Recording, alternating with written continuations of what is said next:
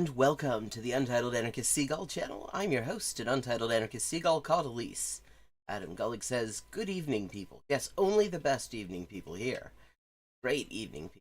Got all the evening. How you doing? We've got a whole collection of things. I was looking at, having another look at some more David Pac-Man bullshit. Also, I'm trying to do some more content in Spanish, and I've got some complete bullshit from some various bullshit purveyors from Chile to look at. And let's see, there's also Sanderhole, who wants to tell us about how Biden's State of the Union was absolutely unfiltered, which is apparently a good thing. I don't quite understand why that's a good thing. Usually unfiltered means that if you drink it, you'll get diseases. I prefer to drink things that have been filtered. We've got Desahogo Político. Desahogo Informativo Libertario. Yeah, I mean, you can tell he's quality bullshit because he's got the fucking snaky flag, which is nothing in Chile. Like, nobody, that's like, they just copied that off of the US in just recent years. Then we've got El Villegas, who, I'm forgetting his first name.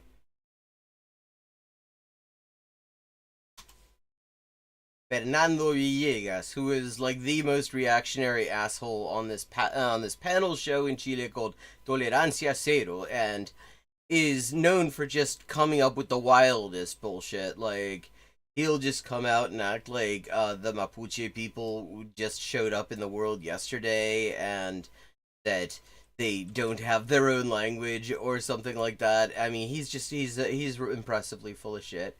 Así que podemos ver también este. Got various. Hey, we've got Vallejo talking about he's currently talking about Gaza. We've got Zanderhole saying that anti-voting lefties, love that fucking term, can't get enough of that fucking term, are unironically evil. And Jimmy Dore, in just his self-discrediting arc that he's in, has decided he's going to have fake video creator James O'Keefe on to talk about his latest bombshell video, which and a short one from David Pac-Man. Caller confronts me with 3 questions on Israel and Gaza.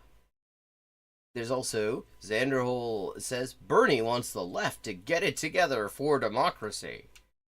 Ooh, well, I mean, if Bernie wants the left to get it together to what I believe he just means to vote for Joe Biden again, like, yeah, I mean, then just get right on that. Like, he's been absolute shitballs on Palestine, basically for his entire career in federal politics. Hey, River Rune. So, what does everyone think, chat? Any particular preferences out of the ones I've listed or ones you've seen that I haven't mentioned yet? Hey, Ginger, g'day. Yeah, I mean, like, James O'Keefe's whole thing is he makes fake videos. But, I mean, Jimmy Dore's whole thing is that he also, like, just puts on, like, a bunch of fake shit. I mean, I did particularly like how Dr. Phil knew he was going to be talking about gender-affirming care for youth and puberty blockers, and he did not even bother to look up what drug class they are. Like, he literally did not know the basic thing that they are. There isn't, like, specifically testosterone blockers and estrogen blockers. It's just GnRH antagonists for all of them.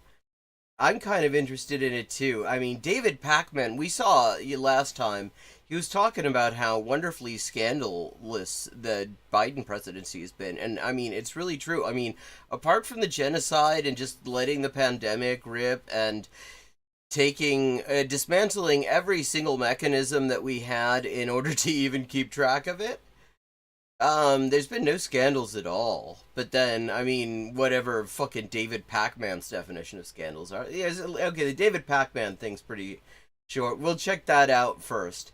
And let me know what you might like to see as a follow-on. Got plenty of options.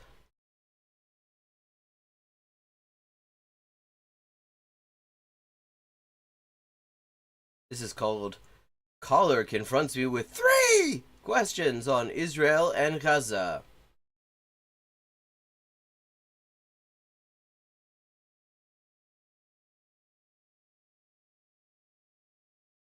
And then I guess kind of relating to that, would you support like a permanent ceasefire in Gaza right now? First of all, like, what is it with this motherfucker and his shirts? His shirts offend me somehow. Like, almost as much as this haircut. Okay. So, he's been asked if he supports the absolute bare minimum. I have not seen Beinart's latest in the New York Times. What did he say? The absolute bare minimum of just not doing more genocide. Yeah, that is what David Pac-Man is being asked. I would absolutely support a permanent ceasefire if both sides were willing to do it. As I've said, what the fuck does that mean? If both sides were willing to do it? He's not asking, are both sides willing? It's what you're willing to do. Do you think it's a good idea to do it? I mean, and the only, like, answer that actually puts you in the same species as, like, humanity is, yes, obviously. Well, I mean, what the fuck does that mean, if both sides were willing to do it? Because Israel isn't willing to do it. The U.S. isn't willing to do it. Only the Palestinians are willing to do it. So what he's saying then amounts to no, I guess. He's not for it because the U.S. and Israel are against it. Slimeball. Said before, and as Bernie has said, and Hamas has said they will continue trying to do the attacks like on October 7th. So, well, first of all, why are we treating history as if it started on October 7th? October 7th was a response to attacks by Israel, actually. And, in fact, we talk about ceasefires, even by Israel's foreign ministry's own admission. Hamas actually has a very good record on adhering to ceasefires, even after Israel violates them, which Israel does literally every time. We have to remember the definition of a ceasefire is the cessation of hostilities, acts of war. A siege is an act of war. An actual ceasefire, to comply with it, would mean ending the siege, which is illegal in the first place. I mean, that is a violation of the Geneva Conventions, the Fourth Geneva Convention specifically, in the first place. Israel has never complied with a single ceasefire, so making this about whether Hamas will do it or not is just such bullshit. Practically, I don't know how you do such a ceasefire, but I would completely support an end to hostilities if both sides were willing and stuck to it, yes. Well, that's such a nothing thing to say. I would support it if that's what they do. Like, why is that? Why do you have to condition it like that? Like, literally, you're nobody. You're just some asshole on the internet. Nobody is going to be determining nobody who's making these decisions is sitting there saying, oh shit, what's David Pac-Man saying? We have to adjust our bargaining position. Gotcha. And my final question was, I'm assuming your answer will be no, so I'm assuming that you don't support a ground invasion of Rafah, is that correct? No. Oh wow, that is a really, really shitty, look at this fucking, can you see this, chat? Read what that subtitle said and listen to what he said. I'm like, what decade are we in? Because I read that before the audio caught up to it. A ground invasion of Rafah. No, I don't. Now, this is a very easy thing for him to say here. Because for one thing, Biden is on record saying he doesn't want to see that. And Israel is in a position where they're really not able to do it. Like, they are running out of armor right now. To do an actual ground invasion of Rafah, they would need armored columns, because they do not field dismounted infantry, because their infantry can't handle it. Their infantry literally refuse to actually, they won't fucking get out of their armored vehicles. And they're running out of armored vehicles. They've lost hundreds and hundreds of them. They only have a few thousand to begin with. So, and they're having to rotate out. Like, they actually, in Zaytun, they had a major defeat. Like, actually, on the ground, the air war, the genocide from the air is a different matter. Because the Palestinians have no defense against it. But on the ground, they have been getting wrecked. So they're actually not really in a position to even mass forces for a fucking ground invasion of Rafah in the first place. So this is a very easy thing for him to say, yeah, I'm not for it. Like, he's literally just taken the official U.S. stance here. Okay, gotcha. Thank you so much for answering my questions and taking. Like, I mean, look, why does anyone want to have his opinion on anything? I do not understand it. All right, Haman from Boston. Once again, wow, absolutely quality subtitles here. Herman from Boston, apparently, according to the subtitles. Thank you for the call. Let's go next to, I don't know. How about Kenji from Iowa? What's with the fucking Kenji from Iowa? Like, hello, Adria. Kenji from Iowa, welcome to the program. What are you thinking about today? What's on your mind? God, I don't want to actually contemplate what's on the mind of people who voluntarily call into this show. I don't know, a silly question, but what do you think would happen if, and I'm not even sure How the fuck would he know? if this is just an SEC rule or if God, once again, not FCC, SEC. it's a law that protects investors. Well, what do you think would happen if they change the priority of protection to protect the consumer first? You're saying which law? Are you talking? Yeah, I don't know what the hell we're talking about, and why? I mean, this title is "Caller Confronts Me with 3 Questions on Israel and Gaza."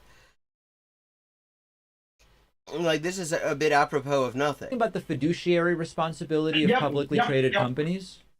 Exactly. So, what do you think would happen if, they changed it so that they would instead protect consumers first? Well, nothing, actually. It would make absolutely no real difference, likely, because that's the exact sort of law that never gets followed. I mean, the books are full of laws that are supposed to be regulating shit rich people do to everybody else. And those are the laws that basically never get followed. They never get enforced. There's no enforcement budget for them. And when, once in a while somebody in, like, Congress or something will ask the head of the DOJ, why is it that you aren't prosecuting anyone under whatever this statute is that is supposed to, like, restrict the appetites of rich people even a little bit? And they go, well, we haven't got the enforcement budget for that. You realize how big these fucking companies are? And it's like, yeah, it's kind of by design. So yeah, fuck all would happen. So I think it would be very so I guess, first of all, I don't even know what the legal basis would be for such a change. The idea is he's saying if you just change the legal basis. He's, like, not understanding the question, first of all. He's saying you enact a statute that says the first responsibility of corporate management is to the consumer, whoever the hell the consumer is. It sounds really tough to me, but I think the change that's discussed more often is a responsibility to all stakeholders. And when you say all stakeholders, you include not only shareholders, but also customers, citizens of the planet who would be affected by pollution, employees. So I like the stakeholders idea, even though on a legal basis, I don't know how we change any of this stuff. Well, I mean, the thing is, the legal basis is the easy part. You write words that say, you know, corporate management shall at all times primarily be responsible to protect the interest of stakeholders as defined within this title or something like that. And then you go a few sections up and there's a thing that says this is what stakeholders means within the meaning of this title. I mean, that's the easy part. That is the easy part of the question. I don't understand why he's confused about this.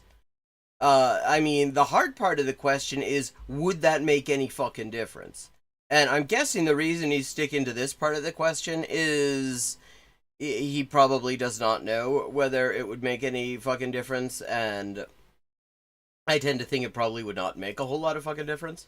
I am not convinced it would necessarily be the win it sounds like, because I think what you would end up with is a lot of companies continuing to prioritize the returns of shareholders, but now getting okay, actually, this is better than expected. Involved in all sorts of subterfuge and distortions to explain why what they're doing is actually great for the consumer. Yeah, okay, way better answer than expected on this. Like, I'll give him that. Like, that is basically, I mean, that is, in the result, that is basically what I just said. Even if it's not. So I love the idea. I wonder whether it really would actually, like, would it just open up a black hole of litigation where people argue about what actually is best for the consumer and companies saying, no, this is what's best for the consumer. Yeah, I mean, yeah, basically this. I mean, I'll give him that. I did not expect this to be a question in a video short that's about Israel and Gaza. But yeah, I will give him this one. That is basically what I just said. When in reality, it's best for the shareholder. I don't know. Oh, okay. Yeah, I guess I thought about like employees as well. You know. And... Yeah, I mean, because there are a bunch of things that you have to watch out for on laws like this. They did this with the Affordable Care Act, so-called Obamacare. Like, there are all sorts of things in there that sound like they protect the interest of people who need health insurance. But the thing is, they do not have what's called a private right of action. There's nothing in there that says that, like, for example, there's this thing, it's like, they have to have a certain maximum or minimum medical loss ratio, which is a bullshit term that the insurance industry defines arbitrarily to suit their interests. But the thing is, your individual member, insurance plan member cannot sue and say they're not doing this because there's no private right of action. And it doesn't actually, in fact, I mean, and nobody would that's not why anyone would sue in the first place. They would sue because the insurance company is not covering the care that they need or something like that. And this, this medical loss ratio bullshit doesn't make that any easier because there's no private right of action. This is one of the tricks legislatures like to use. And you see it in a lot of places. You will have all sorts of wonderful language, sounds really protective. It's not actionable at all, so it costs nothing to offer it. And I mean, yeah, like there was a referendum just recently, the CARE referendum in Ireland, and they had this thing. The second question was basically whether it was language that said that the state should strive to provide financial support for carers. And there's the thing. The term strive doesn't mean shit legally. You can't take strive to court. Strive is worthless because it doesn't mean you get an outcome. You can strive to do all sorts of shit. Biden's whole thing right now is that he's striving to get humanitarian aid in. It's of course bullshit, but it's a useful thing because it does not require an outcome. So it's complete crap. Like, I mean, you get lots of the laws are full of this shit, and this is how a lot of stuff that looks like, I mean, like the Constitution, the proposed new Constitution that people in Chile rejected was full of exactly this kind of language. And the problem was there was nothing that made it actionable. There was nothing that created an enforceable obligation for the state to do all the wonderful things that the state was rhetorically committed to in this Constitution. And so, it was pointless. It was a lot of lovely language that was basically a dead letter. And how like companies are incentivized to, like, let's say, move a plant to China, because they're looking out for the shareholders, right? And yeah, except I mean that's a great example of where the framing of the consumer doesn't work, because they'll say, we're taking it to these low wage manufacturing platform areas because we're passing the savings on to you. It's bullshit, actually, as you can tell if you actually look at their unit manufacturing cost versus what the shit goes for retail. Like, yeah, I mean, it does not hold up to elementary scrutiny. I mean, you look at how much it costs to make a pair of, I don't know, I haven't bought running shoes in a very long time, so this is probably going to be very out of date. But a pair of, like, Air Jordans, which probably, I imagine, might not exist anymore. It costs them less than $1 to make a pair of them, but when you go and buy them retail, it's $150. And so, yeah, whoever there are definitely there's somebody's saving a lot of money, but it sure as shit isn't you. But they say, yeah, but if we were paying people a living wage, we would have to make them even more expensive in order to get the same massive profit out of it. So, I mean, there are so many ways to make this one, to use this, like, consumer-friendly kind of bullshit language to, hey, I don't know nothing, to make, to justify basically any decision. I mean, like, neoliberalism has been full of using consumer-friendly language of consumer choice and shit, to justify things that actually are screwing over the consumer. And then as a result, it's hurting, consumers. Yep. Or it's hurting the employees as well as hurting people that live in this country, and so on and so forth.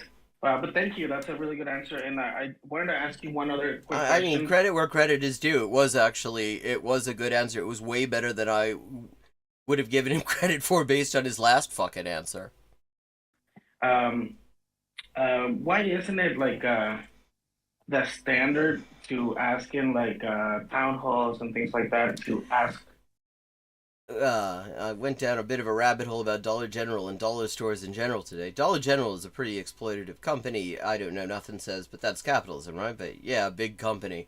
Oh, interesting. You find any interesting, surprising things out in this rabbit hole?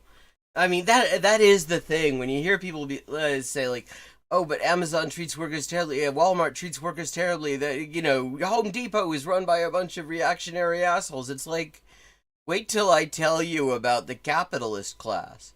Like, I mean, yeah, like literally, you're buying from, you're buying shit from companies that are run by assholes who have everything but your best interest at heart, no matter where you go. So, like, if you were to just, like, it is why you really can't say that there is ethical production or consumption in capitalism, and why it only really makes, boycotts can be very useful, but they have to be well targeted, and they have to be connected to something else. Hello, Rotten Mouse. God, yeah, lots of... is this your first time chatting? I don't feel like I've seen your name before, but yeah, I mean, that is such bullshit that they're allowed to do that. Hypothetical questions, because I feel that, those are the questions, I feel like they matter a lot. It's a cop-out. Elected officials and candidates, they don't want to answer hypothetical questions because it's often just downside. You risk turning people off or causing a problem for yourself. Yeah, I mean, let's see. In the future. So many elected officials have come up with this, I don't answer hypothetical questions. And it's like... Yeah, I mean, it's because they're full of shit. Because the idea, like the whole high art of electoral politics, I mean, Noam Chomsky has actually written quite a lot of good stuff on this, specifically, that I know of. I'm sure there are others as well. But at this point, the way electoral politics works is you marginalize issues. You don't want to talk about anything about what you're actually going to do. Because you open up the discussion about what you're actually going to do, and suddenly the discussion becomes one about what ought to be done. And you don't want to do what ought to be done. You don't want to do what most people think ought to be done, because you work for a bunch of rich ghouls in the end.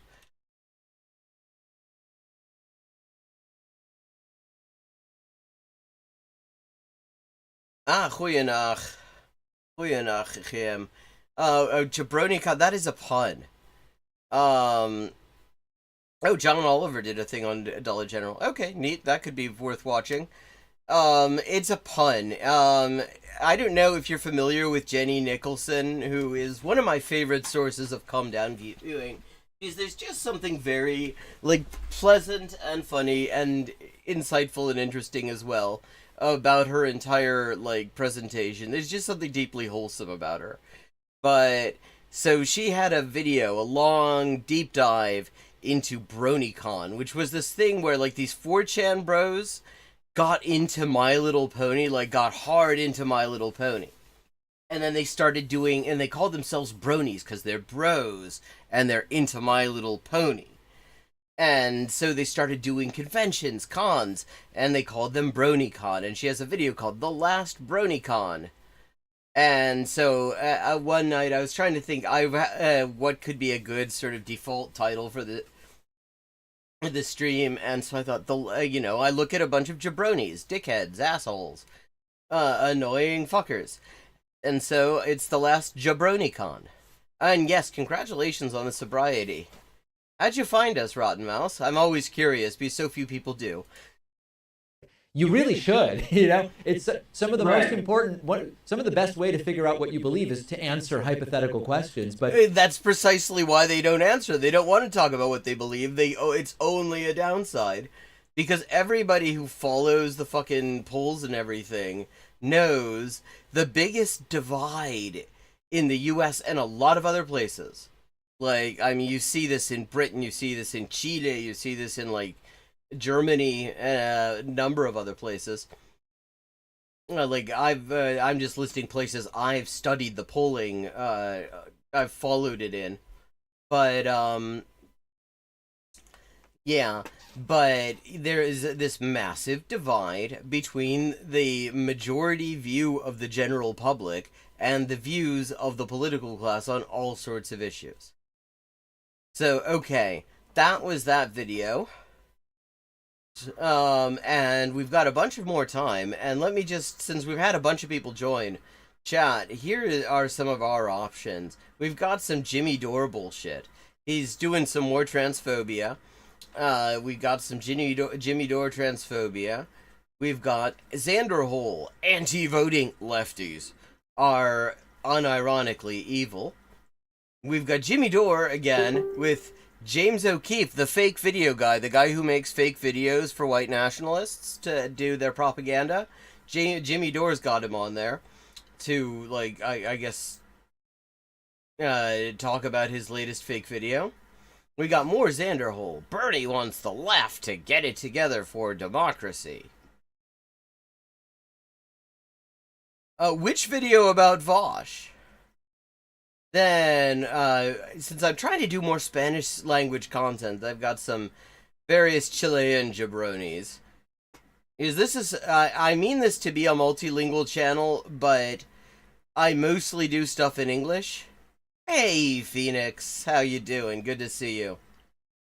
So, we've got El Desahogo Político, Desahogo Informativo Libertario. That should be good. That should be just wild bullshit.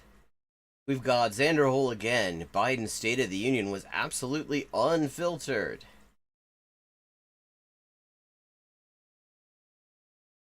Nee, das ist anders. And we got PragerU is defending Chaya Raichik, who has been defended for the murder. They're defending for the because she incited violence against trans kids and specifically got a job in Oklahoma to incite more violence against trans kids, and then a trans kid dies of violence. And so now she's being blamed for it because inciting that stuff. Oh, God. There's so many. I haven't done his most recent fucking controversy was the one where he turned out to have a whole he has saved a bunch of PDF file prawn on his streaming computer, and he got caught out as a big old nonce.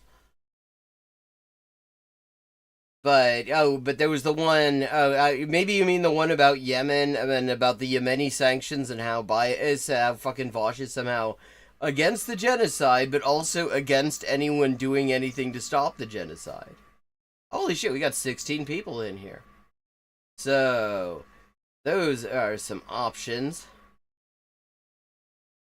See Yeah, I know what you mean. She's just so fucking vile. Kind of curious about the anti-vote. I'm sort of debating between Bernie wants the left to get it together for democracy, and anti-voting lefties are unironically evil. But there's also, we got a short one here. UK bans puberty blockers, which, incidentally, not true. The NHS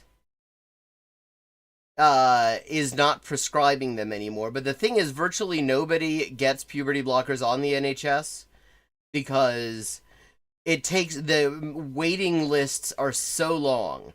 You're waiting for literal years, 5 or 6 years to get a first appointment. So you don't, basically you can still get them if you go private. Yeah, I'm kind of curious about the anti-voting lefties. Oh, and Rotten Mouse asks if you're a Spanish anarchist channel, you're read up on the Zapatistas. I'm not really. I like the country in Latin America that I'm most familiar with, that I, follow most closely because I have the most connections to it, is actually Chile. I've paid some attention to Zapatistas, but, I don't really follow Mexican politics that much. Maybe we can fit both of them in here. I'm sick of the term lefties. Maybe if we fit in anti-voter lefties and we could do, we could start out with UK bans puberty blockers, which is a lie. And then we could do anti-voting lefties. That's 11 minutes and the other one's 41. That'll work. That's what we're doing. Get some Jimmy Dore and we get some Xander Hole.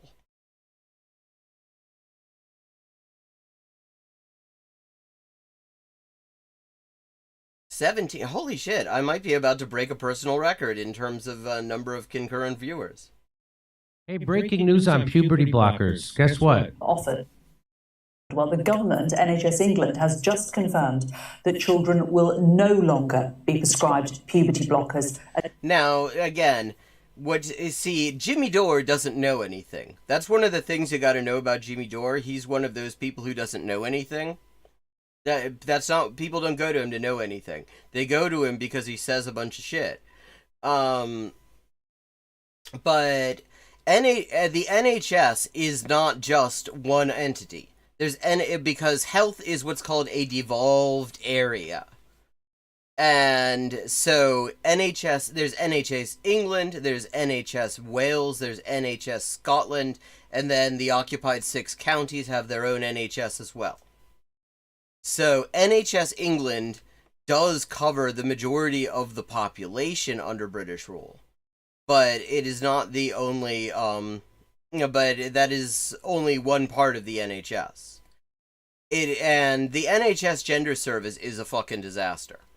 It's because, first of all, you've got a bunch of what are known as conversion therapy shitheads running their gender service. There's only one place you can go to in the entire country. Like, if you live up in fucking Manchester or Newcastle, you have to travel all the way down to Tavistock in fucking, what is that, Devon? Let me just see. Yeah, West Devon. West Devon. You have to travel from one end of the country to the other each time you want to get seen. The first time you go there, all they do is have you fill in forms. You don't get seen. You could have done this online, but they're not set up to do that. They want to make this as big a pain in the ass as possible. So you basically, it takes forever before you ever get treated. And meanwhile, for years, the British media have been doing this campaign where they talk about, ooh, kids are being pushed into transition on the NHS, and it's like, literally, if you want to actually get seen as a kid in the NHS gender service, you need your grandparents to have made an appointment 20 years before you were fucking born. Gender identity clinics. This is coming from NHS England. It just broke in the last few moments. Well, thanks for ruining Christmas. Yeah, it's so funny that, kids are not going to be able to, trans kids are not going to be able to get the treatment they need that is literally life-saving without their parents going into debt to do it on the private health services. I remember in middle school when you felt self-conscious if you were the last one to go through puberty. That really went topsy-turvy, didn't it? Now you're a loser with leg hair and a beard. So England is blocking, they're not going to give puberty blockers anymore. No, NHS England is not England. And so I guess there goes Princess Charlotte's chance to be king. Like, God, what a fucking prick. And yeah, like these two old men laughing about fucking depressed trans kids not being able to get the care they need. Yeah, it's just these are just wonderful people. Like, Jimmy Dore is absolutely the last person you'd want to mash his nuts up with a cricket bat. And I guess Harry Potter's finally going to be allowed to grow a mustache. Oh yeah, well, that's a great seriously. This is what great point. Wow, he's okay. a prick. Breaking news out of the UK: children will no longer be prescribed puberty blockers at gender. Oh, and look at that. Who is he? He's looking at Gays Against Groomers, which is a fash account, who, if I remember correctly, has been outed as some kind of a sex pest, but I mean, it's just like he's literally just putting up fash shit at this point. Clinics, and that's per the NHS. England has confirmed. So and guess who said that? That's the Gays Against Groomers. So those that's maybe don't get your information from that asshole. They're gay people. No, they aren't. It's one dude. It's one fucking dude. Traitors. So that's a traitors. Traitors to their who hate people who hate LGBTQ. The world. Yes, that is actually not wrong because he doesn't really like gay people either. World is waking up to the fact that transing kids is medical abuse. No child is born in the wrong body. They say that. Then where do trans adults come from, Jimmy? Do they just show up on trees fully formed, like mushrooms or something like that, waiting for Mario to jump on them? I think we need to fund research, medical research, towards psychotic adult interference with children blockers. How about that? What did that psychotic adult interference with children's blockers? I thought you were cheering that on just now, Jimmy. Oh, well, they have an NHS. That's the big key to it. So England is totally captured with. Whose Discord? Whose Discord, Rotten Mouse?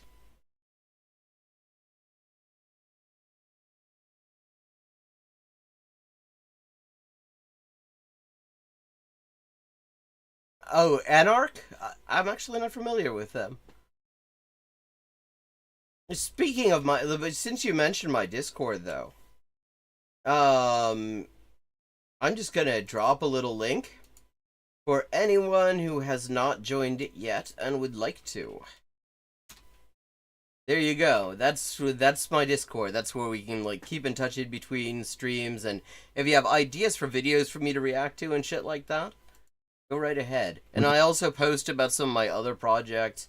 There's a whole channel of like come down viewing, since we're going through one of the most fucking traumatic times that I've lived through, certainly.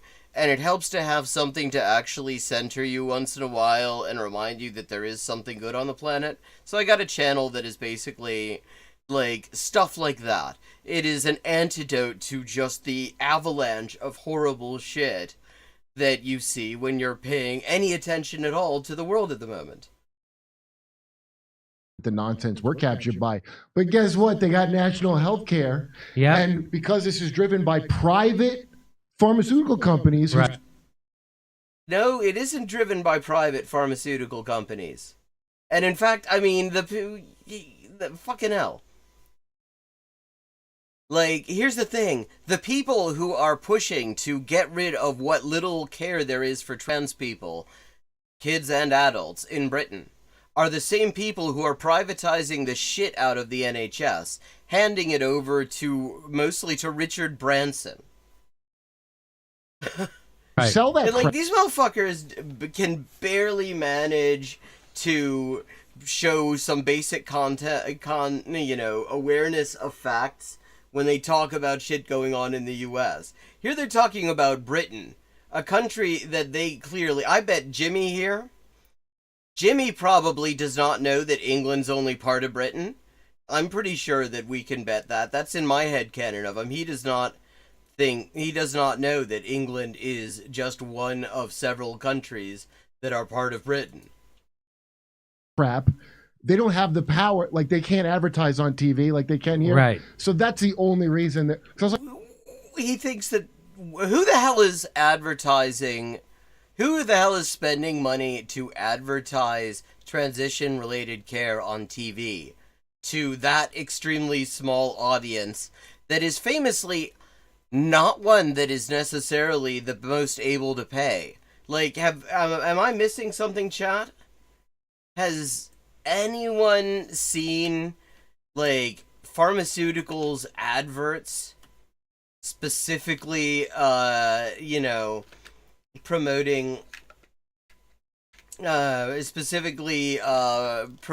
trans applications for them? Yeah, what is it with his shirt? I mean, it's like he decided to cosplay as a 19-year-old stoner from about 1998. like, why would England is... UK is so far down the rabbit hole with nonsense American woke shit. Actually... What the fuck? Like, I mean, literally, Britain is known as Turf Island because there has been this massive campaign of, like, all the media. It's not just a couple of outlets. It is literally every media outlet with a significant audience pushing all the most, like, lurid, fucked up shit to incite violence against trans people, to incite people to support taking away, like, basic things like the right to use public toilets and stuff like that. These motherfuckers, I can actually believe that they don't know,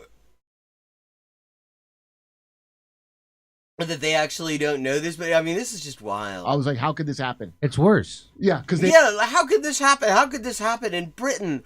A place where, like, famously, the media loves trans people. Like, have you spent any time reading British media on the subject of trans people? Any time at all. It is wild the shit they get away with. I'm surprised they haven't found a way to blame trans people for October 7th. they don't have all fully privatized medicine. That's why. So Then I guess why is it that actually other places that also don't have fully privatized medicine provide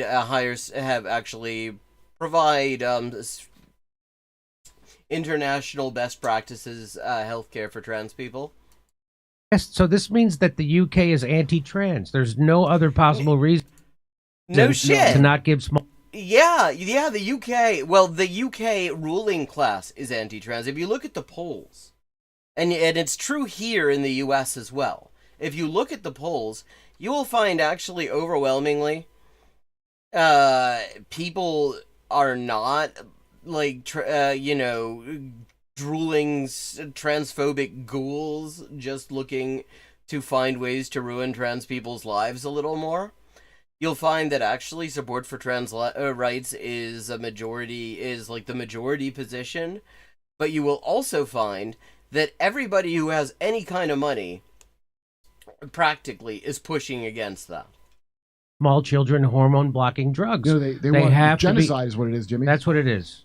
So guess what? So this guy, Lior Sapir, he said, Sapir, fucking hell. This guy, he's a fellow and he's got a PhD at the Manhattan Institute, you dickhead. That is just a right-wing think tank. Fellow, that means nothing. That means absolutely nothing. Like, I mean, Jimmy Dore could be a fellow at the Manhattan Institute. In fact, I wouldn't be surprised if he became one. He's literally just looking at far-right shit. At Boston College and stuff like that. He's from Harvard, all kinds of stuff. He's very... He doesn't know what any of these things are. It's like, oh yeah, well, he went to Boston College and like Harvard and stuff. And he's in the Manhattan Institute. Jimmy Dore does not know what the Manhattan Institute is, apparently. Well credentialed, this guy. He says he asked Oxford University's Michael Biggs what he thought about the National Health Service in England's decision to decommission puberty blockers. And here's what he wrote to me. Yeah, Michael Biggs, is a sociologist. He literally is not qualified at all to be talking about this. His big thing is that he had been, like, there was this anonymous far-right account posting all sorts of hideous transphobic shit. And it turned out that it was him. Like, this guy literally does not know. He's, like, why the hell would you ask Michael Biggs about this? He is not somebody who knows anything about this. This is good news, though painfully delayed. It's 5 years to the month since I broke the news that the Tavistock Clinic was covering up the results of its experiment on puberty blockers. Oh, God, yeah. It's so, wow, it's amazing how people who wanted this to happen in the first place, if you ask people who don't like trans people and don't want trans people to be able to get healthcare, they're all celebrating this decision. Isn't that wild? Like, isn't that just so amazing, Jimmy?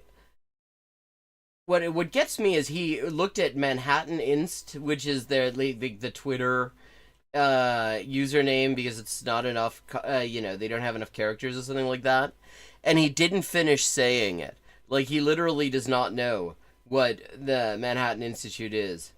Yeah, I know, Adam, I don't know nothing.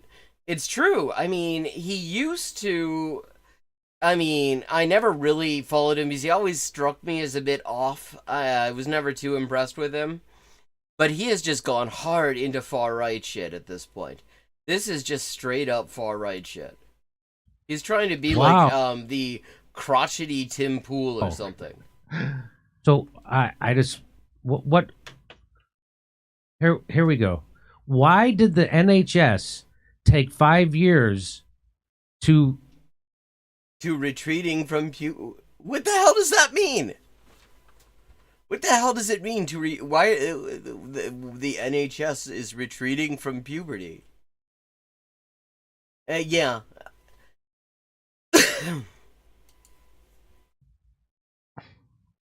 To retreat from puberty blockers? To retreating? That's must be a misprint. Why did the NHS? No, I bet he means that the NHS is like the entire NHS. Everyone who works there is going through puberty in reverse now. That's what they're retreating from puberty. Take 5 years to retreat from puberty. First, the Tavistock NHS Trust benefited financially from its children's gender clinic. A major revenue stream? How exactly? It's free at the point of use. Nobody is actually paying. Like, the only people who get paid off of that are the, like, when you take the bus or the train to get all the way down to fucking Tavistock to be seen or not seen. Like, and aside from that, they have a huge waiting list. Hardly anyone gets seen. Also, the clinicians there, I mean, they are full of conversion therapy shitheads. Which by 2020 had become a major revenue stream. No, it hasn't. Second, gender clinicians are ideologically invested in their practice. They are not willing or able to evaluate evidence scientifically. Wait, so he's saying that people who are specialists in a field are unable to evaluate evidence scientifically if it relates to their field? That seems like a very convenient view for somebody who has absolutely no background in the field to hold, to be saying that the only people who are in a position to speak scientifically on the evidence are people who don't know anything about the field and have no training in it.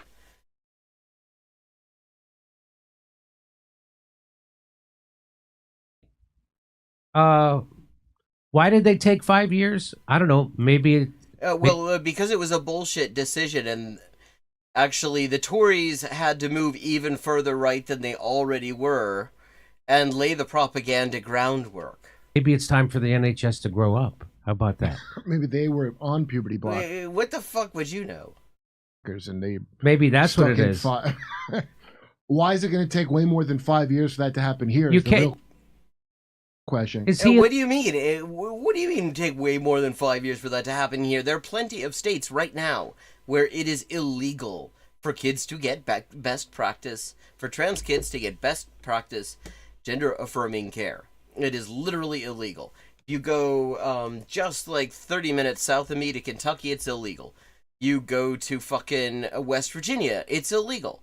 You go to Florida, it's illegal. Like, they're banning it all over the place. They're banning it right here, in fact. Like, I mean, so the U.S. was doing this ahead of Britain. So what does that mean if you're saying that the U.S. is where it's dominated by Big Pharma and shit? So maybe Big Pharma is agreeing with you guys. It sounds like, actually. You can't be insinuating or suggesting that there was an amoral motive behind all of this, can you? Yeah, I mean, why exactly would there be an amoral motive behind Tories trying to hurt a marginalized constituency? Because there are the same doctors who, if they were veterinarians, would offer surgery to put a marsupial pouch on your dog to hold your cell phone. They literally keep you waiting for years, and then they try to talk you out of being trans at all. You can get that? Yeah. Yeah.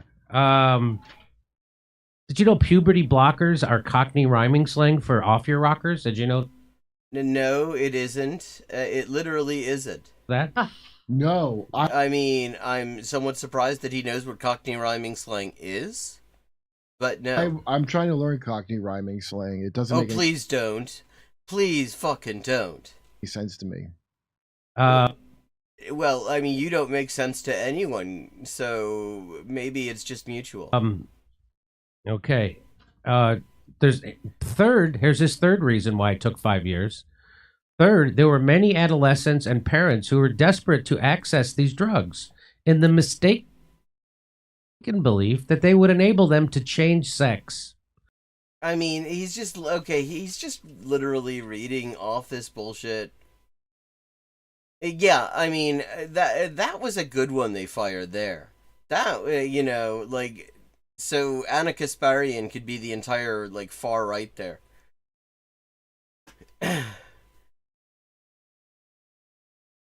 The LGBT groups have an outsized amount of power in the British media system.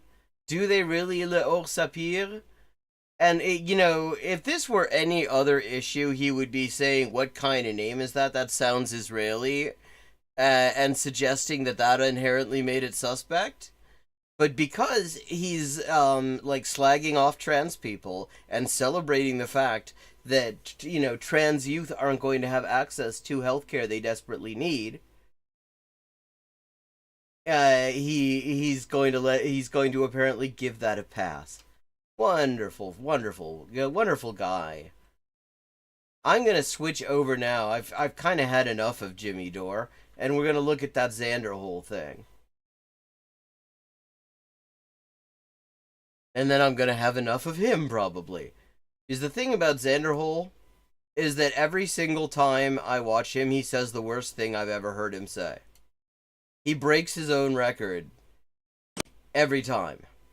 I mean, this motherfucker, it's worth noting, he accuses Professor Flowers of supporting genocide because she advocates decolonization. But in the last one, he was just spouting, literal pro-genocide, pro-Israel talking points that we saw. It was wild. The left is really not in a good place right now. So many of, the lefty figures that I used to respect when I... Lefty figure? God, yeah. I just kind of want to slap him every time he says lefty. First started doing content, have started getting into this, weird trend of pushing for, pseudo-leftist populist LARPing. Oh, Xander Hole is going to tell us about pseudo-leftist populist LARPing. For lack of a better way to phrase it, for no other thing to call it. For example, I used to follow this channel. I don't know what happened. I haven't spoken to this person much, but I just know I followed them on Twitter, and I think I was subbed to their channel. They go by Xexizy. Xexizy. Xexizy. Now I'm kind of curious. First of all, the fact that Xander Hole follows a channel is not an endorsement.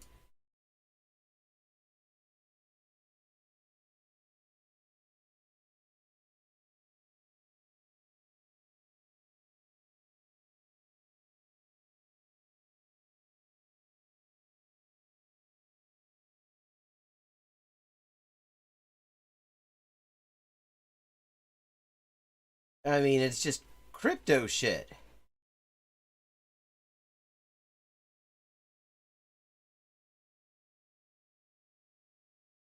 Why would he have followed this person in the first place? Hisashiburi, Haku-san. And they put out a video about a month ago that people have sent to me with the, request that I cover it, called Don't Vote. Now, as you all know... Okay. Oh, this is on YouTube, not Twitter. Okay. I just want to check out this channel.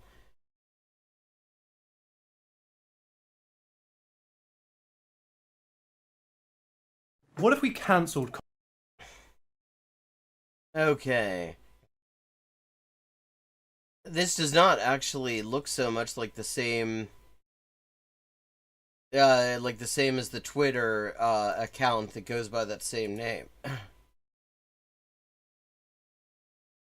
Profit isn't theft, actually. Would Marx vote for Biden? They don't do many videos. Should we vote for Joe Biden?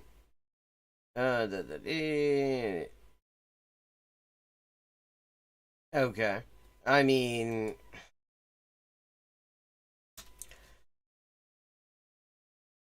I am very against the sentiment of not voting. Now, I don't know if this will be a reference to just the primaries, which would be a lot less problematic. I don't really care. Well, judging from the fact that he's English, or they're English, I don't know what Xexizy's pronouns actually are. I've never heard of this channel until now. But, I mean, I would assume that this is probably a broader point. Care if people don't vote in the primaries, especially this election. It's far less important. But when it comes to the general election, and obviously the other tertiary things on the ballot, I think it's very important that you get your ass to the voting booth, or at the very least, order a mail-in ballot to send in like a couple weeks early. Get it out of the way. Hell, get it out of the way before Election Day if you can. Your vote will get counted even sooner if you get it done faster. And so, like, yeah, I'm very much against the idea that you shouldn't vote. But I am willing to hear out this video. He's willing to hear it out. Okay, so this should be interesting. Because I don't know anything about this person, but it seems like from their titles of their videos, they seem like a fairly standard kind of, like, we're probably going to get a fairly standard, like, Marxist view. We'll see what kind of Marxist, probably, from listening to the arguments, because you can always tell from the style of the discourse where somebody is spending most of their days. Do you know that some of Zegzizi's content before claiming you shouldn't vote has been well reasoned? So, and actually, this doesn't appear to be the first time that they're saying that this is not something to do. Maybe I'll be surprised. Maybe I'll learn the actual arcane secret knowledge of why you actually shouldn't vote and becoming like, I mean, the arcane secret. Motherfucker, read a fucking book. I'm begging you here. Or you get the audiobooks. Those are even better sometimes. Sometimes they have amazing readers. But, like, learn shit. You're sitting here in front of a microphone and people actually, inexplicably, care what you think.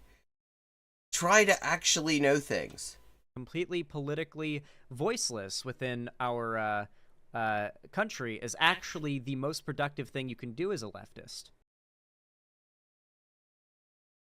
Wait, the voting is the most productive thing that you can do as a leftist? Like, what? Like, compared to what exactly? What is he comparing it to? I'd like to see him actually explain that argument. I'm sure this will have nothing to do with the fact that lefty channels like this one and mine all blew up the most during the tail end of Trump's presidency when the election was coming up. Yeah, I mean, it's funny because last time we looked at him, sorry about that, he was saying you should, like, discount leftists who seem to have been doing well after Trump got in and stuff like that. And he did not admit that he was one of the people who rode Trump's coattails. He rode his cocktails, apparently, too. I've made efforts to separate myself from the stereotypically far-left position of condemning voting. I've admitted that voting doesn't take long. It's fine to encourage somebody to vote who might not otherwise, and that... Okay, so I still don't know Sexidzi's pronouns, unless that's, like... doesn't actually say here.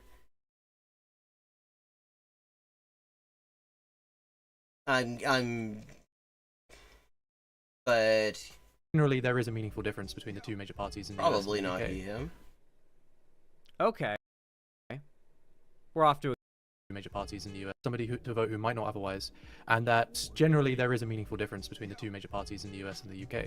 See, I mean, what gets me about this, having been through this cycle, been through so many elections at this point, I started out taking the view that, you know, that is often misrepresented, that is taken by Chomsky every time around. You know, that there was some sort of marginal utility to having the Democrats in, even though actually it didn't really make much difference and actually voting didn't matter all that much. I believed that for quite a while, until it just became impossible to sustain it. Like, at a certain point, they were just moving so clearly, so rapidly to the right, to, like, try to catch up to the Republicans on the right, as the Republicans themselves were continuing to move right, that it's like, yeah, this is fucking pointless. Okay. We're off to a good start. However, I'm worried we're about to get a massive butt. And as a wise man in Game of Thrones... I mean, I'd rather a massive butt than a massive ass, like, Xanderhole. Thrones once said, "Nothing said after the word but ever mattered." My skepticism around voting has come from the inclination of various leftists to put their full organizational weight behind liberal Nothing said before. You know what I mean. candidates like Biden or Stanmer, and end up being subsumed into these parties that hate. This is a good point. This is true. Like, that you have the like the Labor Party and the Democratic Party. One of the things that they just do is they swallow up social movements. And, I mean, their main function tends to be to prevent any kind of independent, working-class, left organizing. Because it all gets, like, sucked up into the Democratic Party, and then they do nothing with it, but they waste your energy. Is they tell you, okay, just fight within the party to get these things done, and then that doesn't work. And then, before you know it, you know, you're 70 and you've got 10 years till retirement because the retirement age keeps on going up and you've still achieved fuck all, except you're like now like extremely bitter because you spent your life in the Democratic Party. Us and our beliefs and leave our own goals unpursued. Ultimately, Okay, this is delusional. I'm sorry. Well, maybe in the UK this is the case, so maybe I'm a little offbeat when it comes to UK politics. Well, we've already seen he doesn't know shit about UK politics. The last time he talked about UK politics, it became very apparent that he doesn't know who Jeremy Corbyn is or why he is significant in a discussion about the left and electoral politics. In the US, this is about as off-kilter as you could possibly be. The Democratic Party, especially Biden, has been the most appealing to like far left politics I've ever seen. That, first of all, like, okay, this motherfucker was born in 1999, so this isn't saying much. Second of all, appealing to far-left politics, two of his first, like, in the campaign, he said he wanted to jail anarchists. He followed that up by declaring socialism a terrorist ideology. Like, seriously, where this, like, right now, are you gonna tell us the genocide's a way to appeal to the far left? Do you know what the response from the left is right now to Biden calling and the Democrats calling for a ceasefire in Gaza? They're not calling for a ceasefire in Gaza. All they've done is appropriated the word because they realized that their previous stance of outright rejecting even the word ceasefire was toxic shit and was killing them in the polls. So what they've done is they've pivoted. They've adopted the word, but all they mean is the same thing that they meant by humanitarian pause. The Democrats are now doing exactly what they wanted. And no, they're not. They're literally not. What people wanted was a ceasefire, a permanent fucking ceasefire where the genocide just stops. And the Democrats were saying, no, what we want is a humanitarian pause, see, so the genocide can resume after the Palestinians have had a snack. And people were saying, yeah, fuck that. That sounds actually hideous, as it happens. And their polling people said, yeah, I mean, about 80% of your voters think that you're scumbags at this point. Maybe you should change course. And they said, no, we're not going to change course, but we will change rhetoric. And so now, instead of humanitarian pause, they say ceasefire, but they mean just a couple of weeks off. Palestine, hurrah! And you know what, do you want to know what, like, lefty posters are framing it as? Dog. Prepare to fucking rage. Wait, okay, so for Xanderhole, the genocide isn't what you rage about. It's what lefty posters are saying about his man Joe. If you've been following this whole, like, the way the left has handled this, prepare to fucking rage. This is from the majority. This is Chuck Schumer, yes. But don't worry, it's not Sam Cedar being an idiot, it's Emma being an idiot. Not unheard of. That means so much coming from Xanderhole. Democrats pivot to blaming Netanyahu as scapegoat for Gaza disaster. Yeah, that is exactly what they're doing. What they're doing, their whole thing has been to distance themselves from what they are doing. And the way they're doing that is with a bunch of fucking PR photo op bullshit. With fake, these airdrops, which are, like, nowhere near remotely enough. Even as they're not allowing the the miles-long queue of like 2,000 trucks waiting at Rafah crossing for the U.S. and Israel to give them permission to enter so they can deliver all their food to the Palestinians who are starving to death. At the same time as the U.S. and Israel are killing everybody, targeted assassinations of everybody in Gaza who is involved in organizing the safe distribution of aid. Like... So, yeah, and they're trying to distance themselves from Netanyahu at the same time as they are sending him every single weapon he needs about as fast as he can fire. The Democrats are calling out Israel, its leadership, and its treatment of the Palestinians now. And so the pivot was done by the Democrats. Now, Xander Hole, riddle me this. Has anything changed about the flow of arms? Have they stopped sending weapons? Have they done anything? From lefties, because the Democrats must always be bad. No, the Democrats are bad. They're committing fucking genocide. Like... The Democrats can never reach the bar. They can never... They have not attempted to reach the bar. The bar has not moved. The bar has been end the genocide. They're still not doing that. They have changed the words they're using. Yes, I mean, they've been regularly shooting people who show up at, any place where there's aid.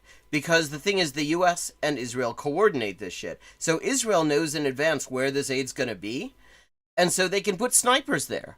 Now, the Palestinian cops in Gaza were organizing safe aid distros, telling people to stay away from the Kuwaiti roundabout, which had been a known ambush trap, so that they could actually get the aid away from the roundabout, away from the snipers, and deliver it to people in other neighborhoods where they could maintain some level of safety. And the U.S.-Israeli response has been to murder every one of the Palestinian cops who was organizing that. They are systematically destroying anything. Right after this maritime corridor started getting talked about, the U.S. and Israel bombed the shit out of an UNRWA warehouse in Rafah. They were counting calories before October 7th, it's worth noting. They had something, you look up the Red Lines document. They calculated literally every single, what the bare minimum for survival, caloric intake for every human being in Gaza was. And then they actually struck a few things off the list. Which is why they have to smuggle in things like fresh fruit and veg. They have to smuggle in all sorts of other shit. Never allow the bar to be reached by the Democrats where they can say, you know what, the Democrats are actually pretty good right now. I support. But they're not. They're literally not. They're doing genocide, motherfucker. Just because they've changed their marketing doesn't change the fact that they're doing genocide. I seem to remember when you wanted to slag off and start racist hate mobs against Professor Flowers that you pretended to be against genocide. He was against genocide when he was saying that decolonization was the same thing. Now all of a sudden we've got literal genocide, and he's saying that people should give the Democrats a break because they're using the word. Support the Democrats. That'll never be a thing they can do. That's not a thing they can actually say ever, no matter what. And so the bar is always raised. So now the bar has not been raised once. It has been the same thing. People have been demanding the same thing all along. And he's trying to talk about it as Twitter lefties or something like that. It's 80% of the fucking voting base of the Democrats. It's huge numbers of people, and it's even bigger numbers worldwide. It is literally the entire world practically is demanding an end to this, not a break from it, an end to it. You notice the Palestinians don't come into it for him. He doesn't give a shit about the Palestinians. He doesn't even pretend to give a shit about the Palestinians. The Palestinians are making it very clear this is not what they're asking for. They want a permanent fucking ceasefire. They want the genocide to end. Now it's the Democrats' pivot to blaming Netanyahu. They're blaming Netanyahu. They are He can't even say Netanyahu. This motherfucker can't even say Netanyahu. Calling out Israel. No, they're not. thing you wanted. Wasn't the criticism for No, all the... this isn't the thing we wanted, motherfucker. I mean, do you seriously think, Zenderhole? Sweet, sweet boy. Do you really think that the U.S. conducts its relationship with Israel in the U.S. English language press? Do you think that Biden, when he wants to talk to Netanyahu, calls up the New York Times, or has his press people call up the New York Times? Do you think that's how that works? They have phones. They can get Netanyahu on the phone 24 hours a day. They will fucking, at this point, Israel is so fucking desperately dependent on the U.S. for just continuous weapons shipments because they keep on using the shit up in this genocidal onslaught that, Netanyahu could have a turd hanging halfway out of his ass. He would still run to get the phone, even at the risk of the carpet. That's how that works. What he says in the press, what Biden says in the U.S. press, that's for our benefit. That's for the benefit of rubes like you, Xanderhole. That's who that's for. As far as Israel's concerned, it means nothing as long as the weapons keep coming. And the weapons keep coming. These months that the Democrats won't call out Israel, they won't say anything, they won't even say ceasefire. Now Biden is literally... except now they're saying it and they don't mean the thing that people were calling for. Organizing a, in his words, ceasefire between Hamas and Israel. No, he isn't. The latest thing, they keep on coming up with these bogus-ass resolutions. He doesn't mention that the U.S. has vetoed actual ceasefire resolutions in the UN Security Council 3 times now, possibly 4. I may have missed one there. At least 3 times now. That now the U.S. is having one that says if the Palestinians meet various conditions that they literally cannot meet, then Israel needs to stop doing the genocide. It is designed to ensure that it will not be enforced. In fact, Israel, the chief of staff of the Israeli military, said today, or maybe it was yesterday, time zones get in the way, sometime in the last 24 hours anyway, that the people in Al-Shifa Hospital, to be fair, this was not going on at the time when this is from a week ago, in Al-Shifa Hospital, which is under massive attack right now, he said the people there are being used as hostages.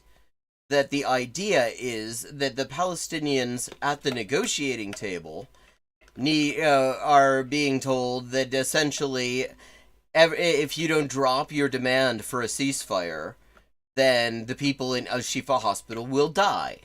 That's what he's defending. That is what he is trying to avoid talking about here. And it's well, he's not doing enough. He didn't do it sooner. Don't care. Yeah, he's not doing anything, actually. He's literally not doing anything. He's still sending weapons to make the genocide happen, motherfucker. Yeah, I literally, my brain is going to melt. I'm sorry.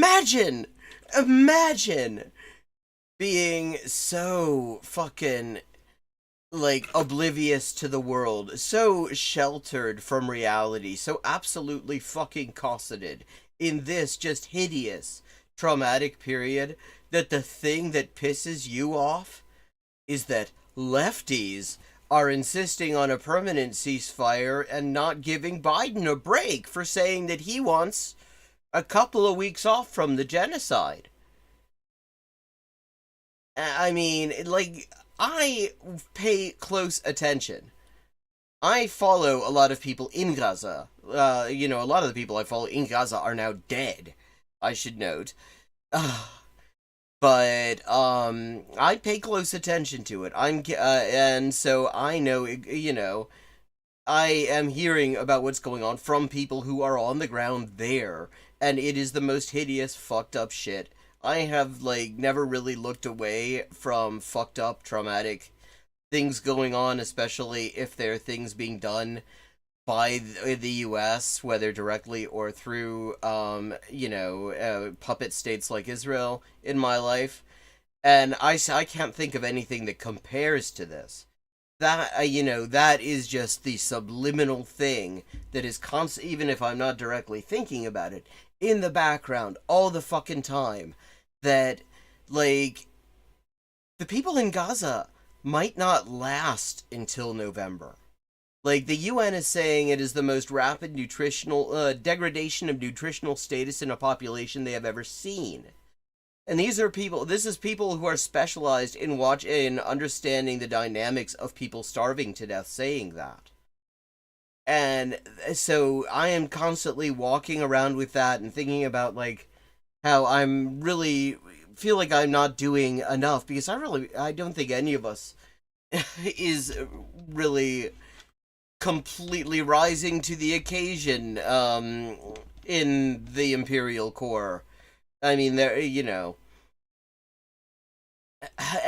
it's impossible to stand. And he's sitting here, and what pisses him off is that lefties on Twitter want the genocide to end and don't want to, and are being mean to his pal Joe. Sorry, I get that Biden is not great. He is not. He's not great. You hear that? He's not great. I mean, sometimes you just got to do genocide. He's not great, but I mean, he's just a little genocidal. You gotta excuse the man's foibles. He likes to sexually harass women and do genocide. Not perfect, but we have two choices, and abstaining from voting does not make it so that you are abstaining. This is such a ridiculous framing. Because again, there is no guarantee that there will be anyone left alive in Gaza in November if this thing fucking keeps up the way it has been. So talking about it like, oh, well, Trump's gonna be more genocidal. Like, literally, all Trump's been doing, all his people have been doing is saying out loud what Biden's already doing. They are not saying anything new. They're not making any departure. It's just they're saying the quiet part out loud. But, I mean, if this thing is not ended way before that, then it probably won't matter. And the thing is, well, part of what he's also just leaving out, I mean, I think about this a lot, because I've been, like, I do a lot of, like, research into, like, my own genealogy, the part of my family that didn't leave Germany in time. And so, I was looking into this and dotting I's and crossing T's and shit in that research, as I'm hearing about all these people in the Palestinian community here, whose entire extended family has been wiped out by Joe Biden. And it's like, this is literally, I'm sure there probably are others I'm not thinking about, but possibly on this scale, this is the last time that a community in the U.S. experienced this level of just having their entire extended family wiped out deliberately by a state actor. Probably would have been World War II. So, like, Biden is their Hitler. Biden's the guy who is the reason they haven't got relatives in a country where they've had relatives for literally thousands of years. And you can't tell people like that shit. You shouldn't tell them shit. You should be absolutely ashamed that you even think of telling them shit about why they need to vote for him. And, like, because how? But he has, like, insulated himself completely. Yeah, I mean, when I say we, I'm not talking specifically about me and chat. I'm talking about, like, the entire, on a population level. I'm talking about, like, on a population level, it's these marches and these symbolic protests, and yeah, that's not gonna do it. We're at the 20th anniversary of the failure of the anti-war movement against the invasion of Iraq, which was conducted entirely via AB marches, and it didn't do it. And we need to be learning, in the US, in Europe, in the places that are providing the supply chain for this genocide, we need to be learning from that. I mean, I'm not specifically singling out anyone in chat, and I am very much applying this to myself. I feel like I'm not doing enough. I mean, but it's not so much an individual thing. I'm speaking on sort of a population level here, on a sort of a movement level, that we're really not doing it. And I think we need to think about that and reassess our way of doing things and reconsider and change course, because the shit's still going on and there are levers that we can touch.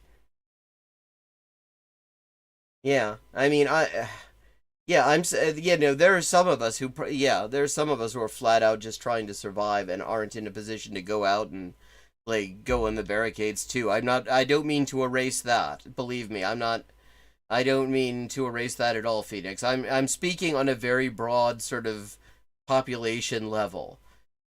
But, I mean, this motherfucker sitting here talking about, like, the most maddening thing he's ever seen is that people are hurting Biden's feelings. Well,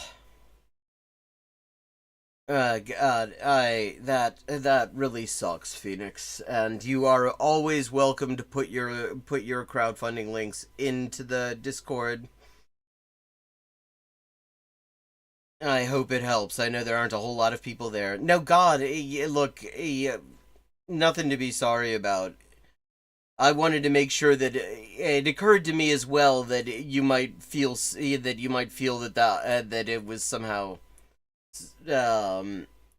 singling you out in a way, and I wanted to make it clear that I'm really speaking on a much broader level. But yeah. Anyway, it looks like it's time to wrap up. Wow, I've had more than 10 viewers virtually this entire time. That is a new thing. That's cool. Yeah, I mean, you gotta survive in order to be able to actually fight.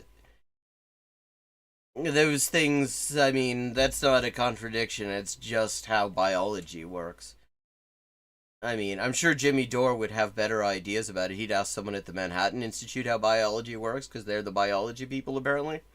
But anyway, let me just thank everyone for coming. It's good to see all of you. I will be back at 11:30 p.m. U.S. Eastern Time tomorrow. Oh, you have a kitty. I love having kitties. Why, we need to stop doing capitalism so I can just go around the world hugging all the kitties. And yeah. So, and I will also be on Twitch at hyperpolyglotting with my language-related stream starting at 4:30 p.m. U.S. Eastern Time as well. So, have a good night. Good to see you all. And we'll be back